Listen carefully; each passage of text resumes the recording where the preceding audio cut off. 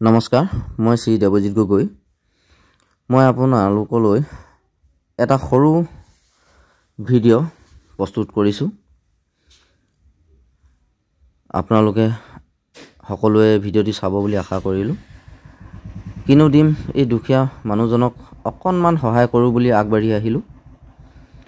তেখেতক বিহু বুলি পাচলি অলপ খোৱা বস্তু দিবলৈ আহিলোঁ।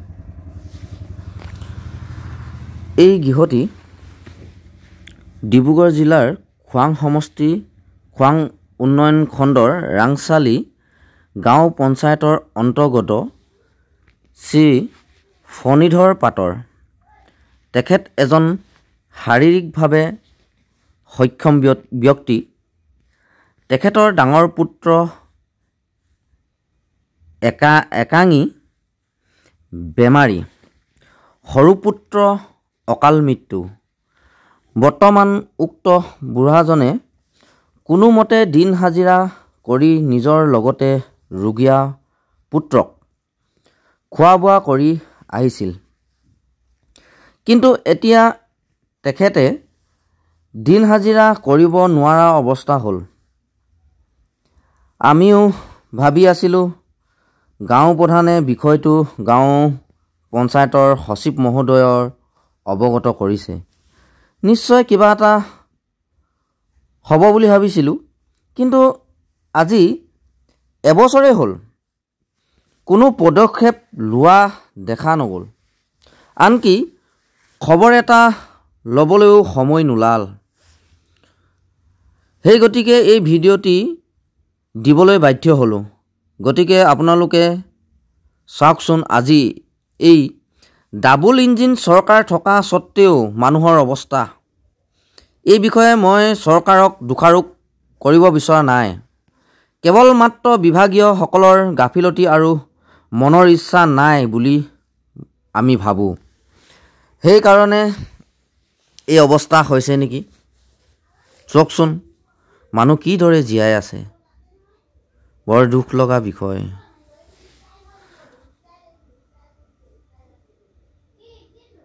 বাহিৰতে ৰান্ধি বাঢ়ি খায়, কিমান দুখৰ বিষয়।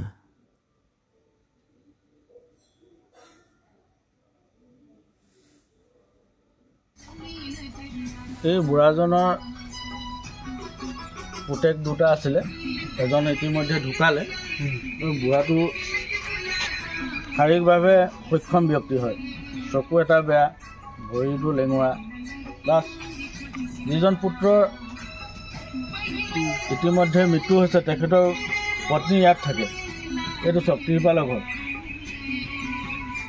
এই অৱস্থাত তেখেতলোকে বাস কৰি আছে আৰু ল'ৰাজনটো পেৰালিচত পৰি আছে। গতিকে কেনেকুৱা ধৰণকৈ আছে তো তেখেতলোকে গম পাব। সঁচাকৈ বৰ দুখ লগা বিষয়।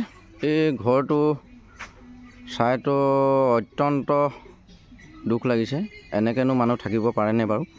এতিয়া মই আহি ইয়াত দেখিলোঁহি, আমাৰ গাঁও প্ৰধান মহোদয় ইয়াত আছেহি। তেখেতৰ পৰা এই ঘৰখনৰ বিষয়ে দুই এটা কথা জানিব বিচাৰিম। তেখেতে ক'ব। কওকচোন, এই আমাৰ চৰকাৰৰ ফালৰ পৰা আজি পৰ্যন্ত এই ঘৰটো বৰমূৰীয়াসকলে দেখি পোৱা নাই নেকি? এনেকুৱা জৰাজীৰ্ণ অৱস্থাত পৰি আছে। মইতো দেখাততো এইটো গৰু গোহালিটো তেনেকুৱা অৱস্থাত নাথাকে নেকি? নাই, এই সংক্ৰান্তত মই আগতে আমাৰ পঞ্চায়তৰ বিষয়ববীয়াসকলৰ লগত গোটেই বস্তুটো ভিডিঅ' কৰি দিছিলোঁ। তেখেতলোকে আজি হ'ব কালি হ'ব কৰি থাকিলে। তাৰপাছত দেখিছোঁ এনেকৈ আজি এবছৰ পাৰে হ'লচোন, একোতো কিবা পদক্ষেপ লৈছে বুলি মই ভবা নাই। কিন্তু পঞ্চায়তৰ বিষয়ববীয়াসকলে আহি চাইছে নাই চাই, সেইটো আজিলৈকে মানে গম নাপালোঁ। সেইটোৱে আচলতে বেছি দুখ লগা কথা। ভিডিঅ'টো অন্ততঃ পাইছে, তেখেতে কেনেকুৱা ধৰণৰকৈ মানুহটো আছে, সঁচা নে মিছা, এই ভিডিঅ'টো আহি কিনে এবাৰ চাব লাগে। হয়, ঠিকেই। এইফালে আমাৰ ওচৰ চুবুৰীয়া গাঁৱৰ ব্যক্তিসকল আছে। আপোনাৰ ফালৰ পৰা কিবা ক'ব নেকি? কওকচোন। মই ক'ব বিচাৰিছোঁ, কাৰণ মানে আমাৰ এইটো মোমাই হয়, তাৰ ঘৰটো মানে একেবাৰে অৱস্থা বেয়া। কাৰণ এনেকুৱা ঘৰততো মানুহ থাকিব পৰা অৱস্থা নহয়। তো চৰকাৰ ফালৰ পৰা কিবা এটা কৰি দিয়াটো উচিত, সেয়া কৈ মোৰ বক্তব্য সামৰণি। সুন্দৰ, সকলোৱে একে ভাষ্য, সকলোৱে একেটা কথাই কয়। কাৰণ এইটোতো থকা অৱস্থা নহয় ন মানুহ। ক'বলৈ আছিলে ল'ৰাটো যে সহজত পৰি আছে। তাৰপৰা এইফালে মই আপোনালোকক দেখুৱাইছিলোঁ, ভিতৰত এজন পেৰালেছ হৈ তেখেতে ইয়াত এই কেনেকুৱা অৱস্থাত আছে, এইটো বৰ দুখ লগা কথা। চৰকাৰৰ ফালৰ পৰা একো আজিলৈকে সুবিধা এটা নাই। আপুনি চৰকাৰলৈ কিবা অনুৰোধ জনাব নেকি? মোৰ জনাম নেকিতো যে মোৰ অৱস্থা দেখিছে নিজে, ল'ৰাটো পৰি আছেই, মোৰ নিজে পৰি আছোঁ, এই মাগি খুজি খাইছোঁ। তাৰপাছত ঘৰটো ভাঙিলে। চৰকাৰে কিবা এটা সহায় কৰি দিব পাৰে যেন এনেকুৱা মানে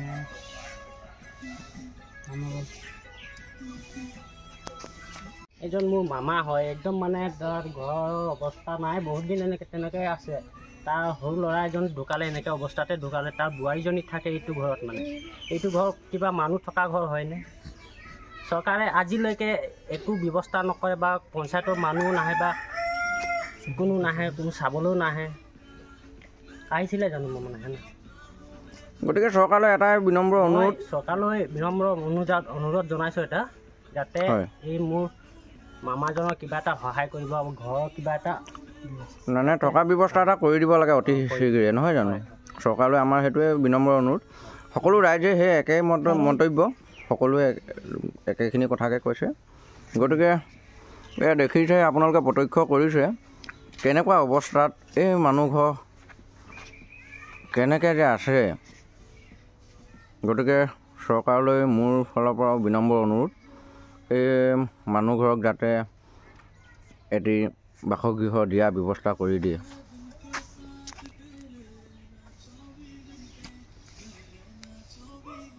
গতিকে আমাৰ সমূহ ৰাংচালিবাসী ৰাইজলৈ মোৰ এটা বিনম্ৰ অনুৰোধ, যিহেতু এই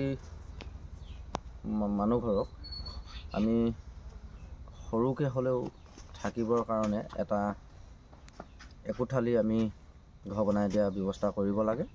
গতিকে মই ভাবোঁ আমাৰ সমূহ ৰাংচালিবাসী ৰাইজে ওলাই আহিব বুলি মই আশা কৰিলোঁ। ধন্যবাদ।